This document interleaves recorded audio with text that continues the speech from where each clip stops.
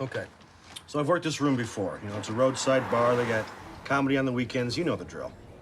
They love me there, dude. The crowds are great. It's practically a done deal. Why is Harvey Squirk auditioning people in some bar? He's not really auditioning people. It's in his hometown. See, he and the bar owner, Ralphie, they went to high school together. And he goes back there every year on this particular weekend for Oktoberfest. Oktoberfest? Where is this place? It's in Wisconsin. What? Did I not mention that? I could swear I did. Anyway, the shows start Thursday night, so we're gonna have to leave, like, right after dinner. Wait. You're gonna drive 2,000 miles in the off chance that Harvey Squirk will be at your show Saturday night? He's been there every year for the last 8 years. That's a long way to drive for a we should stay in touch. All right, Joe, listen to me. Even if all we get from Harvey Squirk is a we should stay in touch, it's still worth it. You gotta get out of town. You're gonna get back on the road. Come on, Joe. You got to go. I said, come on, Joe. Joe, my friend. You my friend, Joe. You got to go, go, go. You gotta go, Joe, Joe. Joe, you got to go. Come on, Joe. Go, right, Joe. That's my boy. Give it up. I don't know how we're gonna do this. We're both broke. Get the car and meet you up back. Go.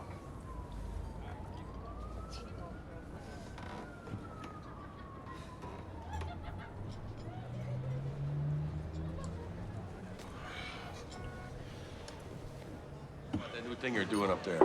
It's Rocktoberfest. I want people to feel like drinking and dancing, not committing suicide. It's about the truth, man. Well, it's gonna be about no more bookings. Hey, don't listen to him. I admire you, Doug. I don't know, man. Maybe he's right. I gotta work.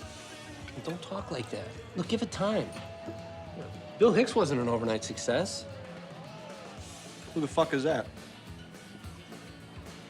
You don't know who Bill Hicks is? Why the fuck should I know who that is? All right, who needs a shot?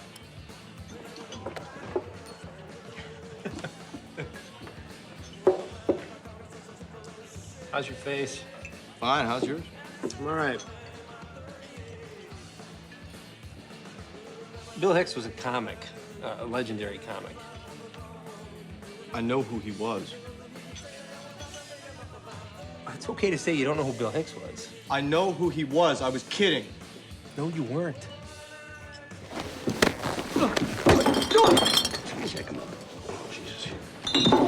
Hey, knock it off. Knock it off. Hey, I'm serious.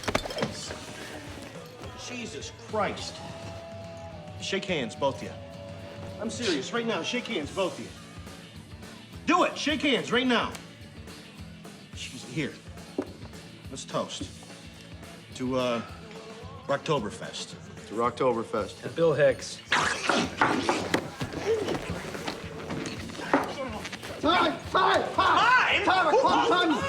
Fuck you, it's whole time!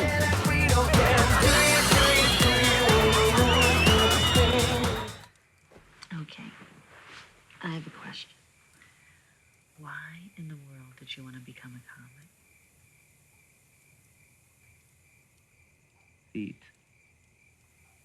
Feet? Feet. When I was a kid, I worked at my dad's shoe store. I realized at a young age that I wanted no part of the foot business. So, the foot business is the opposite of stand-up comedy. When I was 18, it was. Next door to my dad's place, there was this comedy club. I knew the owner, so he let me hang out there whenever I wanted to. I spent so much time in there just watching the comics. I couldn't get enough of it. Now you have a shot at Tonight Show.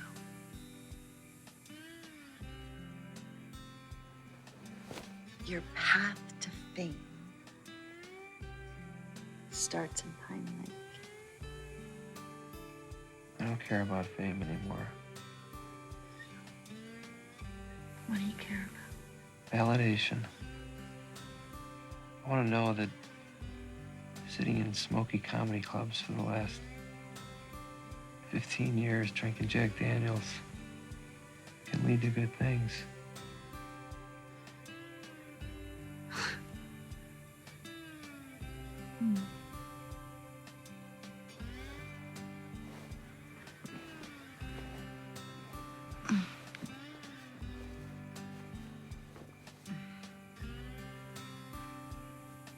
Led to good things tonight.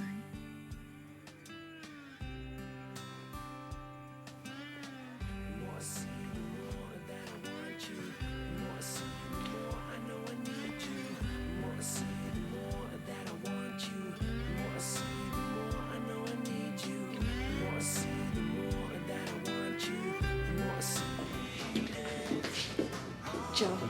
Hey! You were excellent. Really? Yes. Hey, man of the hour. How you doing? Hey, what's your problem? You're good. You know that? Thank you very much. Thanks for saying so. I think we should go outside and take a little walk. I don't think so. Thank you No, anyway. Yeah? Let's go. Come on, Travis. Let's go out. Have a little chat in the moonlight. Take it easy. How could you do this to me? Jake, I didn't mean to mislead you, but it was only a couple of days. Yeah? Maybe that's all it was to you. Oh! I am so glad that it's you she's with, you little shit. What are you doing? Are you out of your mind? Yeah. You're not so tough when you're not on stage, are you? Eh?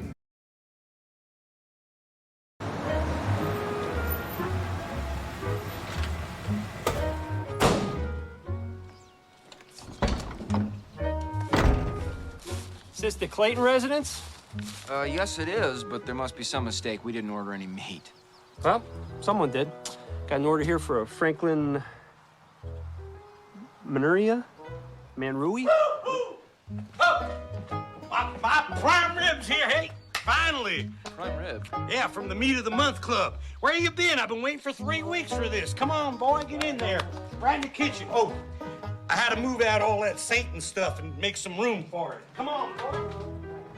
Oh, that's great. Ready, set, let go. Yeah, stick it. Move, wait. Move that tofu. Frank, you haven't seen my Rolex by any chance, have you? No, I didn't, son. That's good. Here, I'll sign up for you. You don't have another, you have a list of meats? I'm just gonna be downstairs working on my new book, downstairs in the office. Fine. I'll catch you next time. All right, buddy. All right. Thanks. I can send you something. All right. You got email?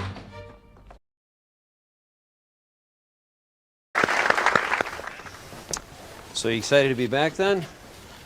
Thank you.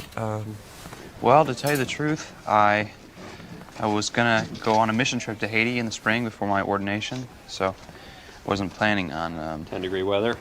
Where's this other Sullivan boy?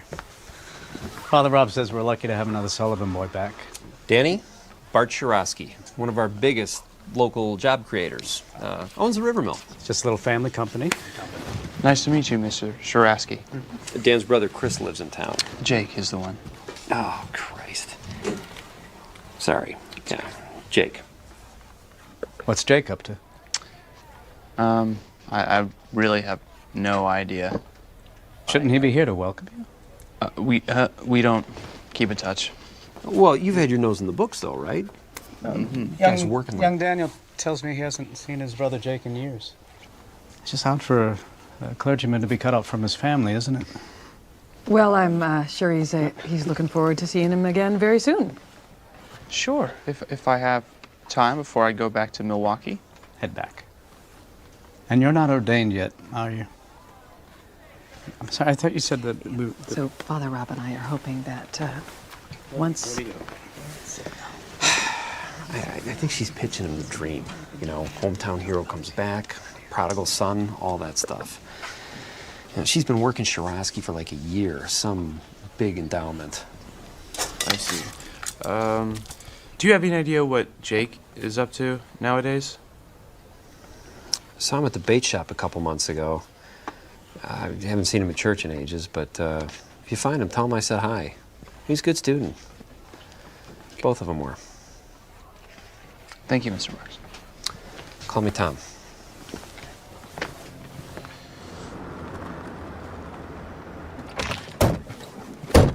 Well, this isn't the future Father Sullivan. Is that Chris? Jacob? Yeah. Hey, Jake. Hi, Mr. Marks. This isn't bio class, fellas. Call me Tom, all right? What's up? Do you have a chainsaw that we could borrow? Sure I do. I'll tell you what, I'll make you a bargain. You boys come join Gene and I for brunch this weekend after church. You can use the chainsaw as much as you want. Sounds good to me. Jake? Sure. All right, come on. Jake, catch anything lately? Oh, just a nasty case of the crabs. You know what I mean. A few northern, some perch. Hey, here there's some walleye biting too. Huh, not by my spot. And where is that, anyway? Good man.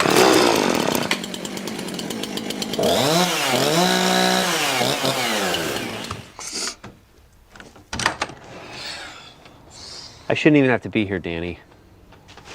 Where's my freaking chainsaw? I need it. Oh, I'm sorry.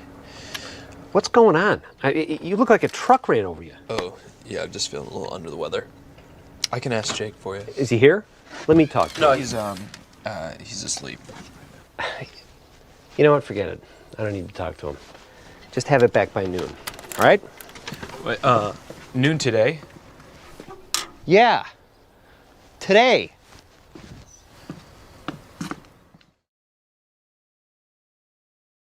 Hi, welcome to Director's Cut. I'm Pete Schwaba, and that was a clip from Vannon, a bitchin' documentary about van enthusiasts and the vehicles they love. What would, in your opinion, Fred Hampton's legacy have been, do you think, had he lived? I mean, he was the messiah, supposedly, of the party that they feared, and he was a uniter. What would have happened, do you think? You know, it's hard to say. This is an adaptation from a Robert Frost poem of the same name. Very free adaptation. Yeah. Very free adaptation, but an adaptation nonetheless. Is that intimidating in any way? What made you pick that poem, too? So at the beginning of the film, Lawrence Fishburne narrates that they would change the face of rock. You're a music guy. Did they change the face of rock? So you have a great line in the film where the kid's mom says, "You were my third pregnancy. Oh, yeah. You found me." Does that have any significance to the title? Oh, Can you that's really explain that no. line? I mean, Oh. yes, it was intentional. I have a new script I'm working on, and Richard actually flew in today from LA, and he gave me these notes, which you can see. Right. Wow. And this is what I mean. They're detailed analysis, but that's what makes them great actors, is they understand how to create characters' point of view. I see milk, eggs, right, apple. I think that's his grocery list. Do you have a luxury box at Lambeau? Do they give you that for the share? I have a picture of a luxury box, but it's an obstructed view of the luxury box. But you can look at that picture whenever you want, right? I'm an owner. And you can have friends over to look at the picture. I can get on the phone and I can call any toll-free number to the Packers and be on hold for what I consider to be an owner's amount of time. That's pretty cool. Yeah, I don't want to. I'm not a braggart. Do you ever? I mean, you're a married guy now, but that must have really come in handy back in the day. Like you just whip out a picture of your skybox. Would competitive figure skating fall in there somewhere? How long did this exist before it was brought here with the ice shows? Well, it's not competitive figure skating; it's This the ice isn't, shows. correct, right? This So is the theatrical presentation of figure skating. That started here. Has nothing to do with the Olympics or the You know, competition. Roy, I've had about enough of your attitude right now. Bob, I would think when you call grandma on a first date, you're pretty much setting the carnal tone. Well, about as fair as we can get. Yeah. The amount of male nipples in this movie is staggering. You have a scene in here where they're hunting a boar.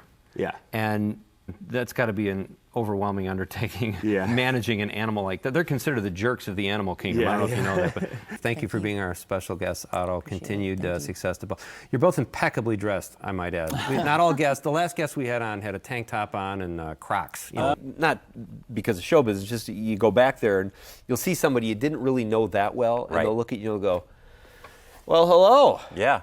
Been a while." Yep. Like, we never called each other when I lived here. Why do you think, but this is people want to be rubbed the wrong way, it seems like somehow. I don't want to waste more time on your show than I already have wasted, but in 30 seconds, the perfect story for that is I grew up with this guy named Barry Jones, and in junior high school, he got a job managing the Dairy Queen across the street from my junior high school.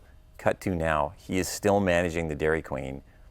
It's been years later, and so I went back there, and before I could say anything, he's like, well, look who's here, Mr. Hollywood. And I'm like, how you doing, Barry? And he's like, oh, don't worry, I'm still managing the dairy. Like, he immediately set up this sort of combative scenario. You just want a peanut butter parfait. Exactly. This is incredible. So talk a little bit about the stuff. Which skates were Sonia Henny's?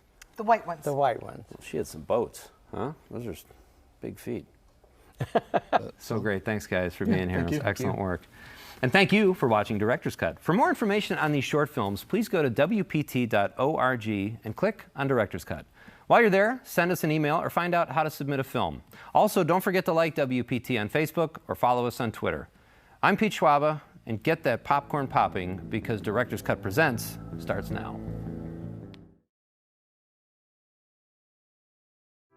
Welcome to Independent Lens. I'm Pete Schwaba, host of Wisconsin Public Television's Director's Cut. Tonight, we get an intimate look at America's favorite neighbor, Mr. Fred Rogers in the documentary film, Won't You Be My Neighbor? For over 3 decades, Rogers, a minister, writer, producer, and the star of Mr. Rogers' Neighborhood, used puppets and friends from his neighborhood to connect with a generation of America's children, myself included. Most episodes were just a fun escape into the land of make-believe. But despite the fact that it was a children's show, Rogers did not shy away from heavy topics, whether it was the assassination of Robert Kennedy, losing loved ones, or race relations. Instead of talking down to children, Fred Rogers talked to them, sensitively, tactfully, and honestly. Won't You Be My Neighbor is directed by Morgan Neville, whose 2014 film 20 Feet from Stardom won him the Academy Award for Best Documentary, as well as a Grammy Award for Best Music Film. I've been in show business my entire adult life, and I've met my share of celebrities, which is always fun. But I can count on one hand the people that I would have given almost anything to meet. Fred Rogers is one of those people, and although I never got a chance to meet him, it's an honor to be introducing a film about him, especially on public television. For one night, Mr. Rogers is back on the small screen. Won't You Be My Neighbor starts now on Wisconsin Public Television, your home for independent film. Welcome to POV. I'm Pete Schwaba, host of Wisconsin Public Television's Director's Cut. Tonight, we bring you a documentary critics have called heartbreaking and inspirational in P.J. Raval's Call Her Ganda. Raval's film follows the media and political firestorm that ensued after the murder of Jennifer Laude, a 26-year-old Filipino transgender woman at the hands of a U.S. Marine, 19-year-old Lance Corporal Joseph Scott Pemberton. Call Her Ganda has been described as a modern-day David and Goliath. Comprising the underdog side are a trio of motivated, resilient women who fight for justice on behalf of Jennifer, and in the process take on the establishment and some of the most powerful entities in the world. One of these women is Jennifer's mother, who, normally reserved, discovers a tenacious side of her personality that is determined to find justice for her daughter. The award-winning Raval often explores the marginalized subcultures within the LGBTQ community.